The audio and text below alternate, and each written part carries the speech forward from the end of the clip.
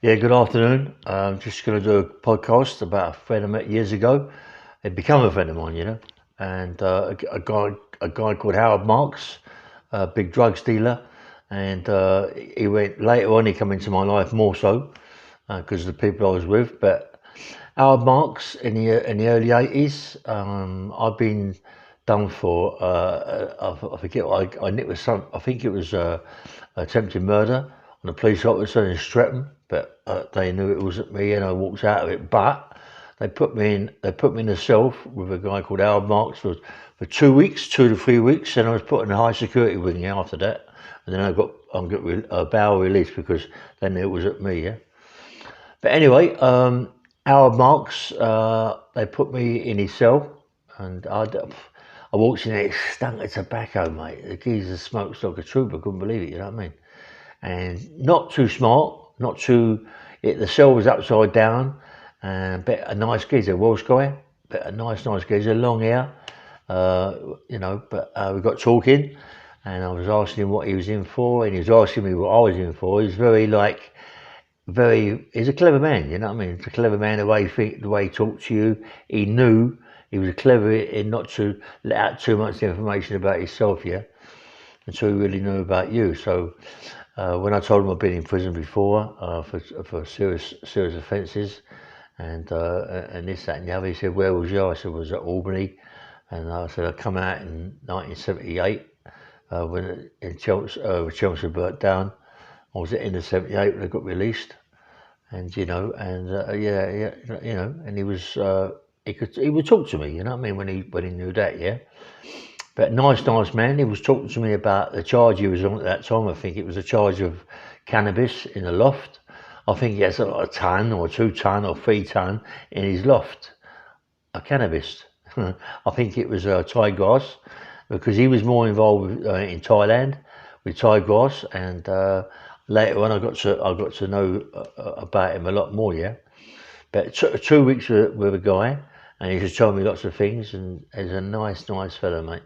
A nice man, very educated, knew a lot about life. Yeah, and he tried to educate me about the drugs thing, but I wasn't really like into this drugs turnout. I was more into my little bits of what I was doing, armed robberies, and then becoming an enforcer. I know that wasn't too much involved in the drugs, so I didn't really get involved in it, but it was a lot of money in it, at that time, fortunes in it, and he was one of the biggest drug dealers I imagine what it was about at that time, and I met him later on. I met him over at Labatt Grove, Notting Hill, years later, like it's like 200, like so I think it was two.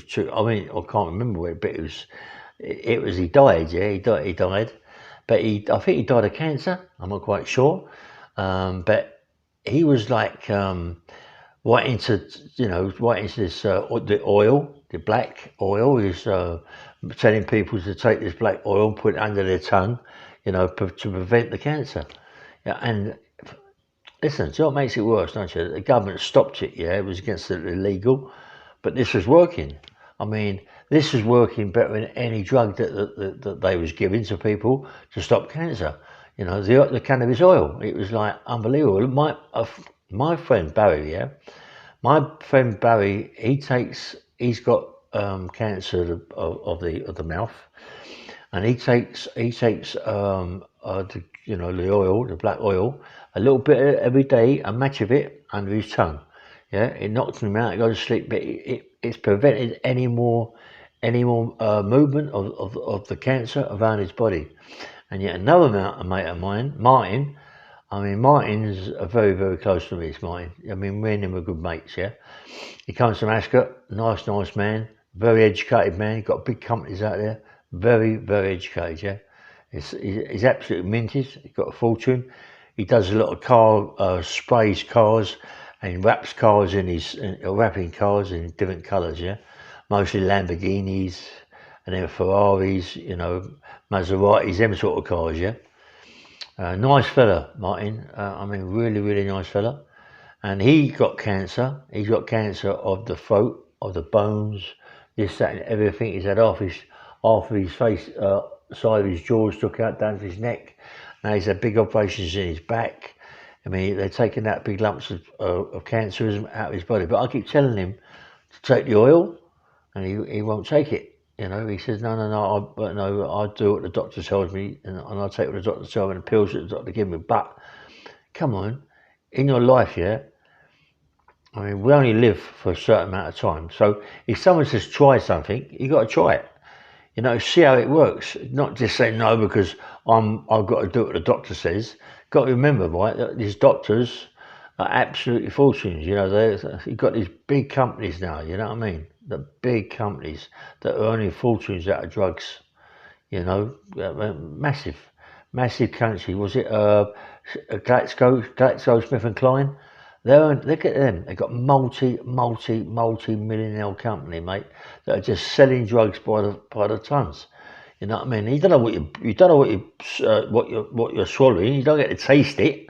You want to do buying a peppermint or something, putting a peppermint in your, you don't buy it, put a peppermint in your mouth or something. You don't really know. You know, you don't really know what you're taking. No, that's a bit far fetched, peppermint. But you know what I mean? You don't really know what you're taking. You're taking. Listen, my son, yeah. When my son had a car accident and he died, yeah, he was taking something like 100 pills or 60 pills a day. He had it all in his boxes, you know what I mean? It breaks your heart. I never see it much. Obviously, his mum see it, but I never see it much taking all these pills, you know. And I think, you know, maybe, I don't know, maybe it saved his life. He's a very strong boy. I don't like to talk too much about my family. I don't really get involved in my family. But anyway, you know, like the thing of Howard Marks, he was telling me then when I was in the cell. This is in the 80s, yeah. He was telling me in the cell then that he's going to start getting into the cannabis oil. He said, because I believe the cannabis oil. He's so educated. He was really, you know. He said, I believe this cannabis oil can sort out people's cancer, you know, and it's natural. It's a natural herb, and it's a weed. You know what I mean? And anything comes from, listen, people that live in the jungle, yeah, everything they get, they don't buy pills from the chemist. They get everything from the jungle, from bushes, from trees. They know exactly where to pick it. You know, and that's what he done. That's what he done. He got involved in it. You know, he went over to Thailand or Bangkok, where he used to get his stuff from. You know what I mean? And he used to tell me, mate, when he used to go over there to Thailand, he used to buy tons of this stuff. Tons of it, to transport it back over to this country. This guy was the business, you know what I mean? Earning millions of pounds per week or per month. You know what I mean? It's me looking after King Fahd or whatever it was, earning, pittance, earning like £800 a week, you know what I mean? And yet he's earning that like 800 grand a month or something like that, something stupid, you know what I mean? It's like, fair play to him, mate. I liked him, and he wasn't tight. He was a good man. He was always offering me tobacco. I didn't smoke anyway, but he was always able to get stuff out of the kitchen. He had good contacts. He was never ever tight with whatever he had, tobacco, whatever. Never tight. I said to him, what's that smell? What's that smell? Obviously, I knew the smell of drugs, you know what I mean, because I've been in prison, I've been other places, and I went, Jesus Christ, man. He said, look, I've got lots of it, mate. I'm getting it in through screws. Screws are bringing it in for me, and you know, and that's it. You know, I'm paying them good money. But to be a screw, you know, in even them days. And they were proper people in screws in them days, the 80s. You know, I suppose everybody takes a bribe when there's that much money involved, you know what I mean? Especially that job. Imagine being that job, because everybody in prison has got nine times out of 10, a lot of them have got money in it. You know, so you must earn a bit of money. I mean, we had screws to tell us about the paedophiles and all this sort of thing. You know, never to give them the money, but we had people in the allocation part of it, tell us who was who and all that, you know. But they was like different. It was a different thing altogether then. But he was like, you know, like the porridge, and all that. You get the syrup and all that to put in your porridge, and certain fruits to put in your porridge, like beans, like like not beans, like strawberries, blackberries, all sorts of bees, yeah, blackberries, like berries, yeah. You get all that big bags of them. Come in the morning to him and give them from the fridge. You never couldn't keep them yourself to go off, yeah. But it's to get them every morning. He'd eat all his blackberries, his gooseberries, his raspberries, strawberries. I swear on my life, I've never known a kid to get so much stuff. You know what I mean? And he was just such a nice guy. And as I say, I was only with him 2 weeks, but that 2 weeks learnt me a lesson and what he was doing. And you always keep it up here, you know what I mean? You always keep it up in your head. And later on in my life, I got involved with a big company that does the same thing, and I become an enforcer. But that's another day, that's another story. But this is just the thing about Howard Marks, and I was gutted when he died. Because he was a proper man. I mean, if cancer gets hold of you a certain way, maybe you can't control it, maybe you can't.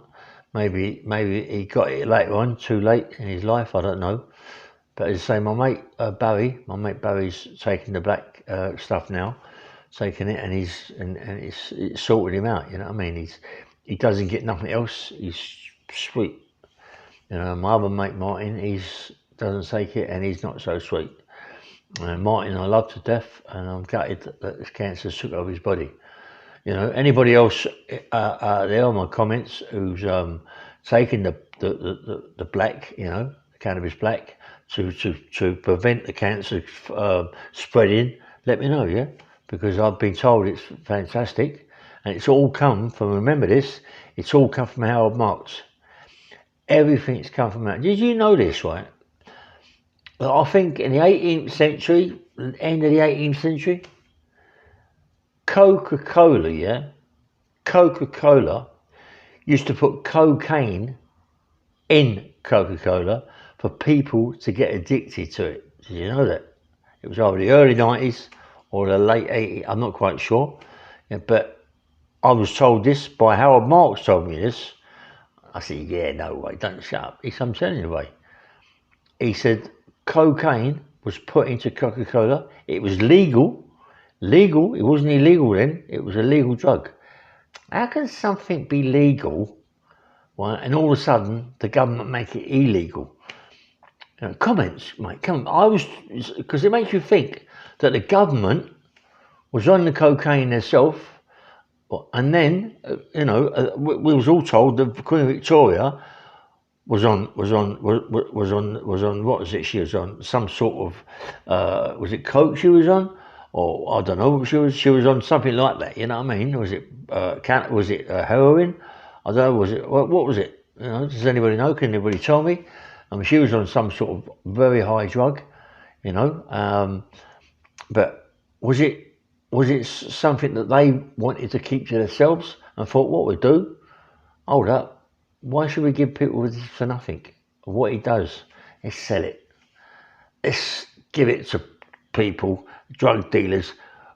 As it happens, it wasn't drug dealers then as such, maybe cannabis, but let's make big drug dealers cocaine. Because if they're putting it in Coca-Cola drinks, how much? It's crazy. They're allowing this company to put Coke into Coca-Cola because it wasn't illegal. The government made it illegal. Why? Why would they make it illegal? And yet Coca-Cola were putting it in nitty-witty. Tell me, comment me on it, yeah? Anyway, this is Ray Hill. This is Bang Ray Hill. Please press the like button and subscribe, and have a nice evening. Yeah, bye-bye.